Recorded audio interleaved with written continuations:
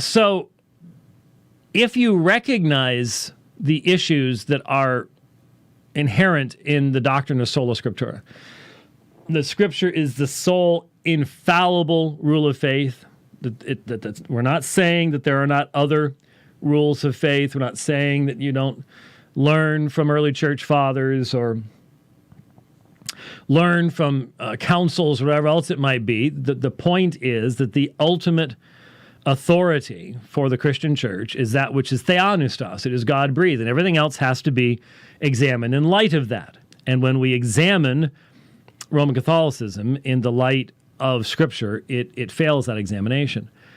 But you know that inherent in Rome's denial of sola scriptura, Patrick Madrid's long standing claim that sola scriptura results in chaos, in theological and doctrinal chaos. Well, Rome is in theological and doctrinal chaos. People are actually talking about schism right now. They're talking about the church splitting. And so you're not hearing much of the Roman Catholics beating that drum right now because that drum is busted. There's nothing to beat on. And the Roman Catholics know it. So listen to this. But you can also see in my conversation with the cardinal how hard it is to sustain a Catholicism that is orthodox against the Pope. For instance, Burke himself brought up a hypothetical scenario where Francis endorses a document that includes what the cardinal considers heresy. People say if you don't accept that, you'll be in schism, Burke said, when my point would be that the document is schismatic. I'm not. But this implies that, in effect, the Pope could lead a schism, even though schism, by definition, involves breaking with the Pope. This is an idea that several conservative Catholic theologians have brought up recently. It does not become more persuasive with elaboration, and Burke himself acknowledges as much. It would be a total contradiction with no precedent or explanation in church law. I mean, aside from the Reformation. The pull of such ideas, though, explains why you need only take a step beyond Burke's position to end up as a kind of de facto sede vacantist, a believer that the Pope is not really the Pope, or alternatively, that the church is so corrupted and compromised by modernity that the Pope might technically still be Pope, but his authority doesn't matter anymore. This is the flavor of a lot of very online traditionalism, and it's hard to see how it wouldn't eventually lead many of its adherents to a separation from the larger church, joining the traditionalist quasi-exile pioneered after Vatican II by the Society of St. Pius X. Are there alternatives to Burke's tenuous position or the schismatic plunge? At the moment, there are two. And this is, and by the way, stopping quoting for a thing. This is where Roman Catholic apologists are stuck. This is every morning they get up, and I think the first thought in their mind is, was that all a dream? Can we go back to the good old days where, was that all? And then it's like, oh, no, it wasn't. What's he going to say today? So I think this is where they're stuck. So listen, there's two options here. One is a conservative Catholicism that strains more mightily than Burke to interpret all of Francis's moves in continuity with his predecessors, while arguing that the Pope's liberalizing allies and appointees are somehow misinterpreting him. This was the default conservative position early in the Francis pontificate. It has since become more difficult to sustain. I'm not trying. I'm not trying to mock these poor folks, but at the same time, we've been saying for a long time, you missed the boat a long time ago. We've been explaining where you missed it a long time ago, and if this guy hasn't shown it to you, you got a more difficult to state. You mean it's impossible? You cannot take this man and his words and say that what he believes is what has been believed. We can stay within the past 150 years of popes, and the contradictions are everywhere. I mean, you guys know this. You're smart guys. You know where this guy's coming from, and you know what's happened. It's not difficult to sustain. It's impossible to sustain. But it persists in the hope of a kind of snapping back moment when Francis or a successor decides that Catholic bishops in countries like Germany are pushing things too far, at which point there can be a kind of restoration of the John Paul II era battle lines, with the papacy, despite Francis's experiments, reinterpreted to have always been on the side of orthodoxy. Another alternative is a conservatism that simply resolves the apparent conflict between tradition and papal power in the favor of the latter, submitting its private judgment to papal authority in 19th century style, even if that submission requires accepting shifts on sex, marriage, celibacy, and other issues that look awfully like the sort of liberal Protestantism that the 19th century popes opposed. And this accomplishes exactly what? All of it is intellectual and integrity suicide. That's what it all is.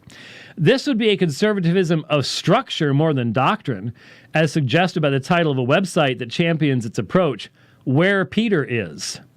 But it would still need, for its long-term coherence, an account of how doctrine can and cannot change beyond just papal fiat. So it too awaits clarification that this papacy has conspicuously not supplied. Douthit appears not to be satisfied with any of these outcomes, and he's right not to be.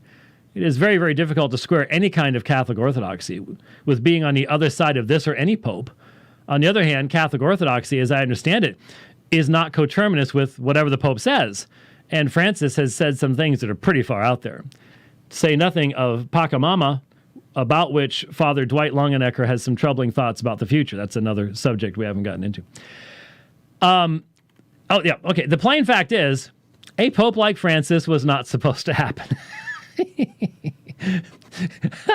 Everybody knows that there have been bad popes, most notoriously the popes of the Renaissance, in particular Alexander VI de Borgia, the Borgia popes.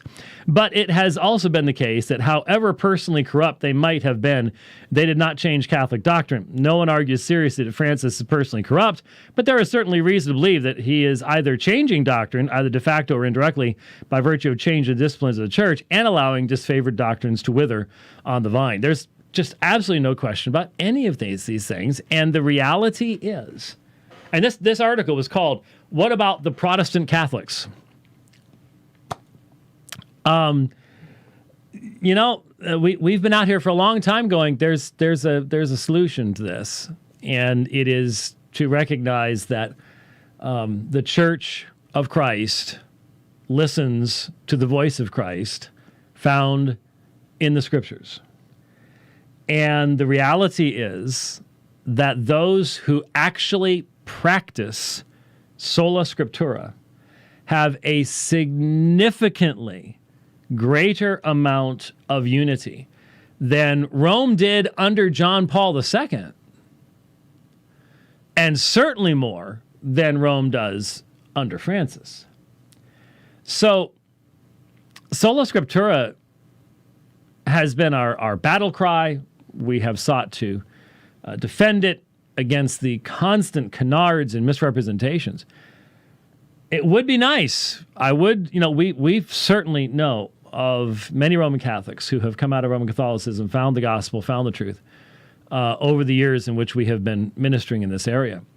Obviously, our prayer should be that during this time when Pope Francis is so obviously outside the realm of orthodoxy, that those within the Roman communion who begin to recognize that their entire position has been built upon sand will providentially be led to those debates and those presentations and those books where we've laid out the case for true sola scriptura, true adherence to the sufficiency of Scripture, and that they will be able to find the truth in light of that situation.